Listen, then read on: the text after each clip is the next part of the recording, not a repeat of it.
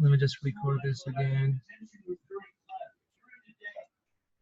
So I think again the decision that helped me was one where I didn't take the risk and I tried to prepare for the BRU offer and decided to wait because more money not more money will not be generated. Even by taking the offer, new money would not be coming in for up to a few months into the decision. That's what I came up with after following up the formulas and all the numbers were provided in the Excel sheet. So that's how I figured it out. I think that's where I started. And then as they walked us through those strategies to manage the cash, like with changing the inventory, the lead, the lead time months of inventory, and then selling the AR or deferring your payments and that kind of thing.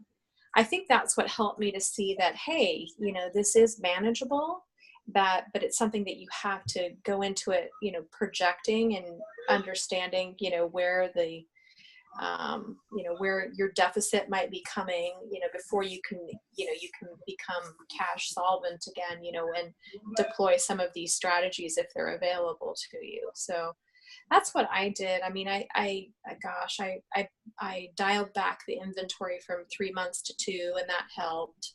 And then I sold the AR like 5 times. I was like, hey, sell that one, sell that one, sell that one. And that got me to the point where I didn't have any cash deficits for the months that they showed us. So yeah, so I that was really helpful. That really opened my eyes. I thought, there are ways to manage potential cash deficits as you're growing, and that it's not something that should totally deter you from taking advantage of a great opportunity like this, but it's definitely something you have to keep your eyes on, because it can really become a problem if you don't manage it well. Yeah, I totally agree, and also that actually helped me to come up with a decision for Babies R Us and then the model.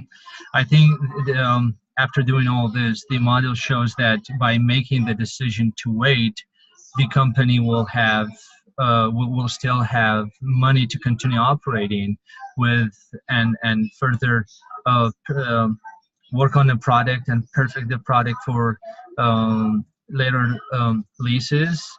But by taking a risk, it would require more money, which requires more advertisement, more people involved, which was not available. So the company would be running on a negative balance. So that's kind of what I thought on the model and the decision for the company. Do you guys have any more thoughts or ideas on the model and the decision?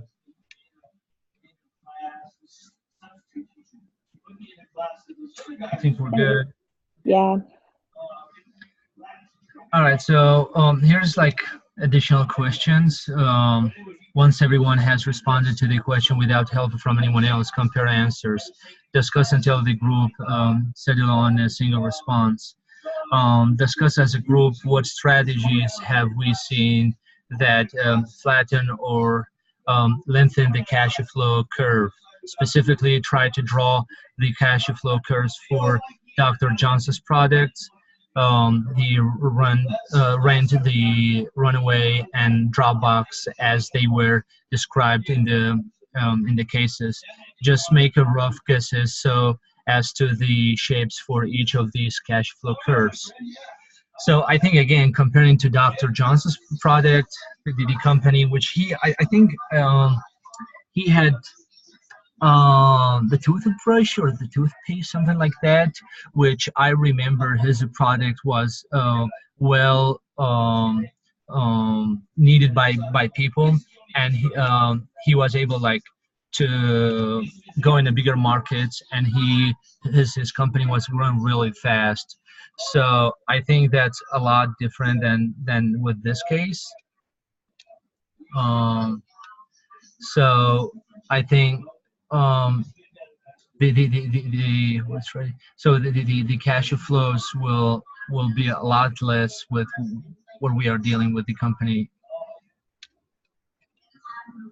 Yeah, I think he has a steeper curve to profitability than some other companies do, just because of the type of product he has and how well received it was. I think the biggest problem with his model was the fact that, once another bigger competitor entered the market, they'd eat his lunch. So, yeah, so I think that was his problem, not necessarily profitability, but just the issue with, he was a small fish in a very big ocean. So, yeah, so that one was a little bit clearer than the other two. Yeah. In my opinion, I really noodled on those. I'm like, well, what does that look like?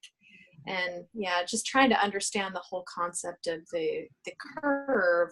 And it's really at the point at which it starts to take a turn up and then, actually crosses the line of actually, making a profit. So yeah. I mean, what did you guys think about the other two companies? Rent the Runway and Dropbox there, I feel like it took a little bit longer, but it's kind of the same way. What was the other case study that we studied with, like the guy's website that was able to produce stock predictions and things like that? Comparing that to his cash flow. That was the one from last week. Cake. Was it the A16Z or Cake? Yeah, it was Cake. Right.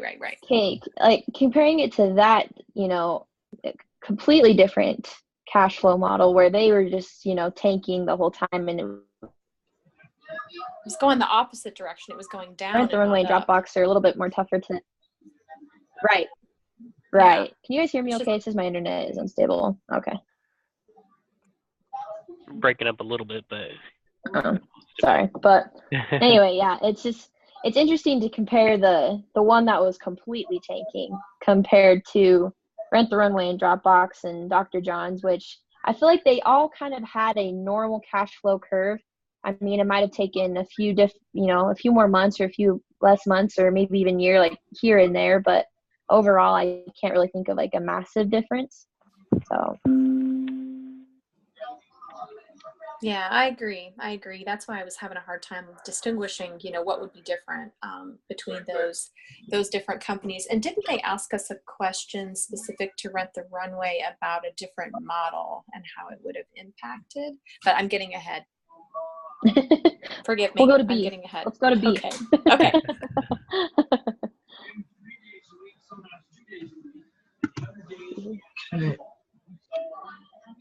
So next, describe to each other what would happen to Dr. John's if they had decided to build an independent company rather than get acquired. What activities would John have had to do differently? What impact on the cash flow curve would these activities have? Flatten or steepen? Shallow or deepen? Increase or decrease time to pay back? Discuss the same for Rent the Runways.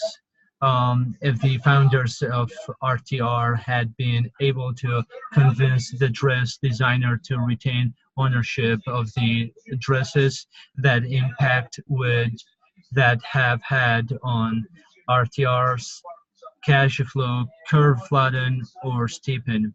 Shallow or deepen? Increase or decrease time to pay back? What decision did Drew Houston make in Dropbox that favorably impacted the cash flow? Well, my first thought wouldn't these increase the time to pay back?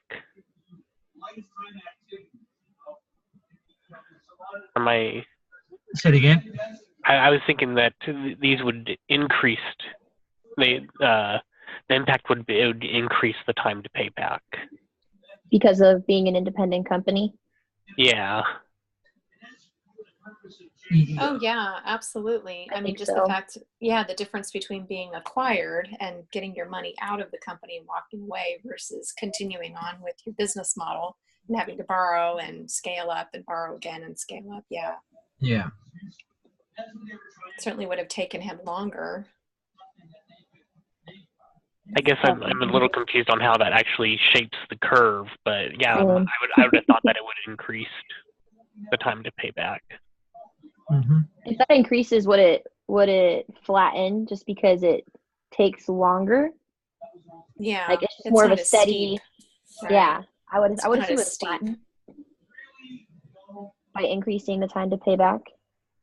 Okay, so yeah, it would flatten. Would it shallow or deepen? Well, it's going to be like a little more risky, I guess, because it's going to be up and down, but uh, the impact will definitely be with that. Hmm. Well, probably more shallow because deepen, I would say, is like being less profitable. The lower the profitability goes. So probably less shallow and flatten as opposed to steepen and deepen.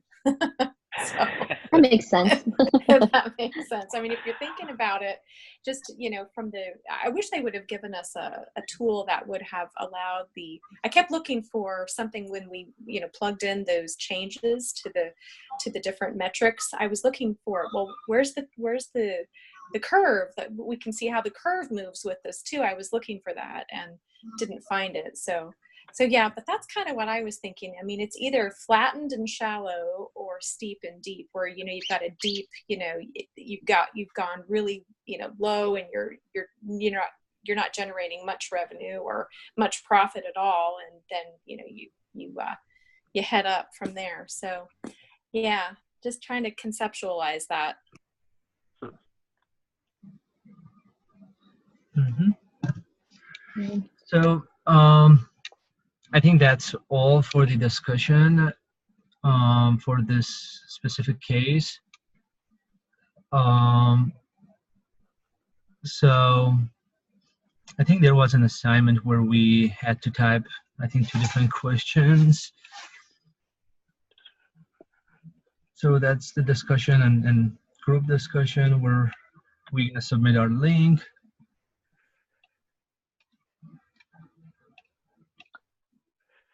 Yeah, it's So what's group discussion risk devised? I know I see the instruction, but there's like right under it. So does that mean we need to discuss something there, or that's just the meeting? um so basically on the group assignment risk devices instructions, it just talks about how we need to submit that document like we did last week. And it says as a group we need to decide what we would do if given the opportunity to invest in any one of the 3 strategies on attractive terms. Which would you choose and why? And as a group, we just need to compose that response. Okay. We just need to choose, which opportunity we'd invest in and on attractive terms and why we chose it. When Okay. it means which opportunity is that, like between the Dropbox, Rent the Runway, or the one that we're doing, the REST devices, or what? I guess I'm not sure what opportunity they're talking about. Yeah. Is it the Babies R Us opportunity or not?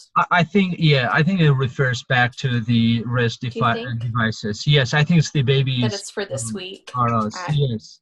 So that's what's referring back to, I guess. So as a group, decide what would you do if given the opportunity to invest in any one of the 3 strategies on attractive terms, would would which would you choose and why? Okay, so they're talking about 3 different strategies here, and If we go to now that's what's getting a little confusing. Yeah, that's what if you leads go me to to the believe. rubric at the bottom, I don't know. I would assume it's picking whether we choose the slow growth rate 500,000, if we pick 1.2 million BRU. Just because it said the decision response would get approved funded based on the support provided without significant questions or concerns. For an A paper, I would assume. But yeah, I mean, if you look at the overview instructions, it talks specifically about the REST devices. So Yeah. Right. yeah, so I think That's what it's becomes- specific, to that case, as opposed to, it's confusing because of how we flowed through the questions. We're like, okay, is it, Seriously. these prior cases? Yeah, it's confusing. But yeah, so I think it's this specific case and which option we would go for. Okay. That was just confusing me because of how it was suggesting 3 strategies. I wasn't. I think Yeah, that's what's the third one? Not do anything? Maybe that's the third one, is just stay still. and not, just take organic growth over, investment. So what do you guys think? So I don't. So with the opportunities, I think I'll go ahead and take advantage of this space if that's what they're referring back to, and I'll go ahead and start big, just as we discussed in the beginning. I know this could be the only opportunity for the company to grow. So I don't know. I mean, not to be devil's advocate, but in the reading, it talked about how she confronted one of her entrepreneurial friends, and he was pretty successful, and he said, hold off, wait, you will have more opportunities, coming your way. I'm not sure if it was with this business though that he was specifically talking about, or if he was just saying that you'd have more opportunities with other options in the long run. I can't remember if the context of it. Right. And I think her 2 co-founders also, they at the onset were like, we don't want to grow fast. So, she's going to have headwinds with her 2 co-founders, for which she's not talk to them. She's in a relationship with one of them. Right. And she's not like exactly. the She's in a technology relationship person. with one of them. Right. And she's not the technology person. So she's like the 3rd founder to join the party. So yeah, so I wonder whether or not. Oh, go ahead, Rebecca, finish.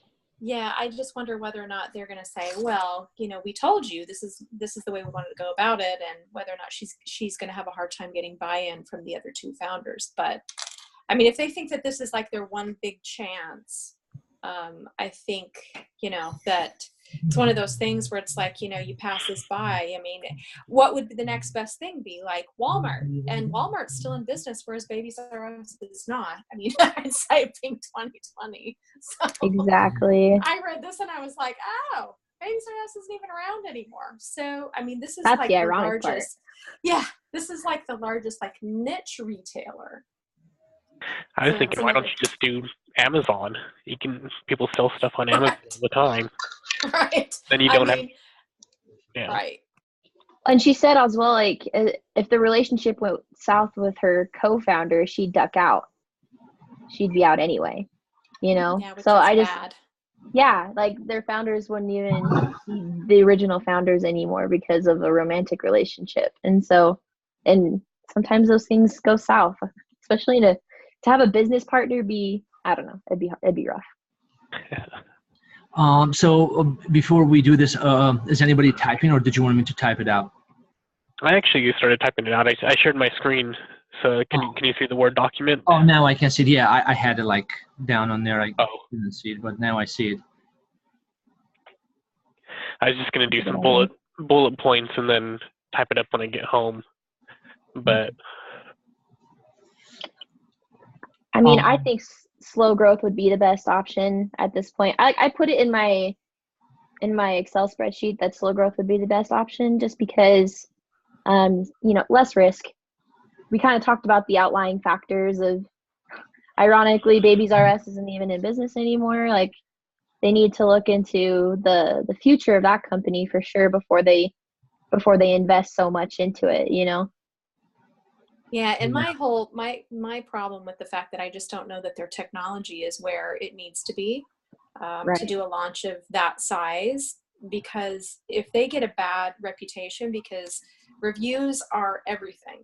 And if they get bad reviews, I mean, they're not going to be able to continue to grow in the way that they need to support the investment that they're going to need to make to be able to scale to that size. So I mean, barring that, I would say go for it, but I'm just not confident that they've got their act together from just a product standpoint to go big yet. Okay. Yeah, but again, don't you guys think if they delay this, there's a good chances that other companies will take advantage and might position themselves to accept the spots in Babies R Us and completely freeze the other company, which is the Rest devices, out of the market. Well, there's always that risk, but the fact that Babies R Us isn't the only retailer or the only distribution channel to the customer, and if those companies that are first to market have glitchy products, then they're going to suffer the same problem that we're trying to mitigate risk against. So it's a risk reward kind of thing. And without knowing more about how messed up their product is, I mean, if they feel reasonably comfortable and they've done a lot of, research and worked out the bugs and everything, and they've, I would feel a lot more comfortable if we knew that. But for me, that would be the one big detractor in going big at this point. Also, going back to the supply chain issues, they're going to have to grow so big, so fast just to get that test run out there for Babies R Us.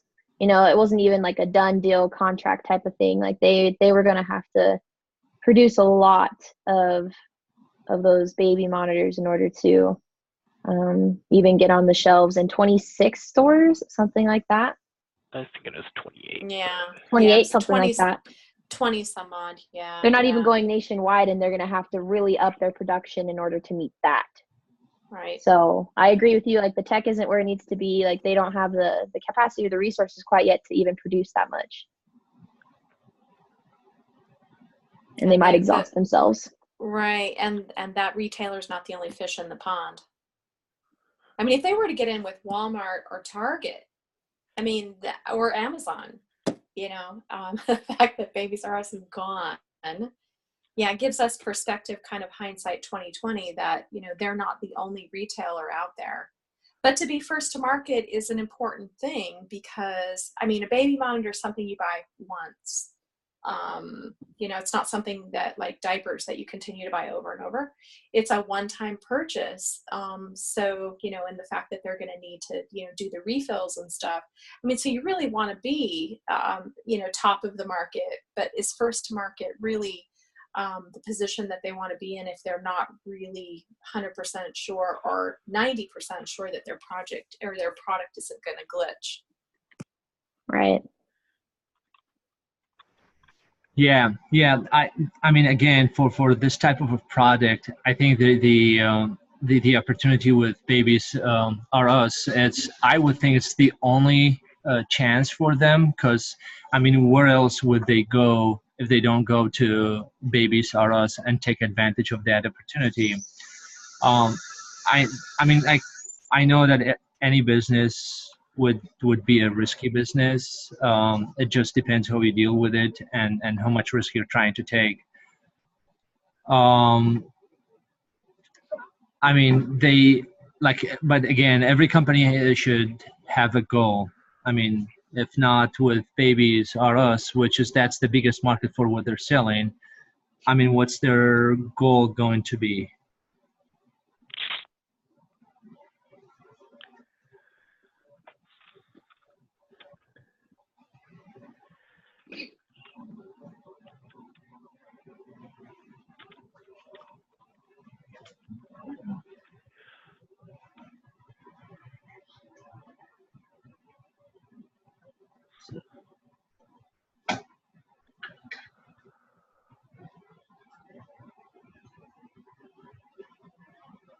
Mm-hmm.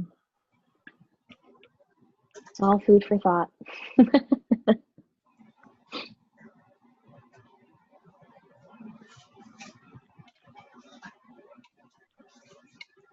So was there only one question? As a group, compose your responses in a Word document and submit the write-up to Yeah, just- the structure. Yep, just single question, it looks like. Yep. Okay. I Which think- would you choose and why? Yeah, I think we gave like good responses on that and good feedbacks on both sides, the fast and the slow growth. Did you guys want like to add anything else before we wrap this up? I picked my side. Right. I just think we need to come to a decision. I think, we're still kind of, Baruch, I think you're still kind of leaning towards the fast growth, and Rebecca and Kaylee, I think you're kind of leaning towards more of the slow growth, and I'm kind of somewhere in between probably. So So who's the tiebreaker?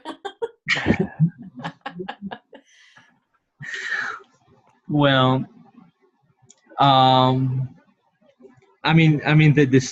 again, the majority of us are going with this slow growth. So let's just make that decision and go from there, I guess.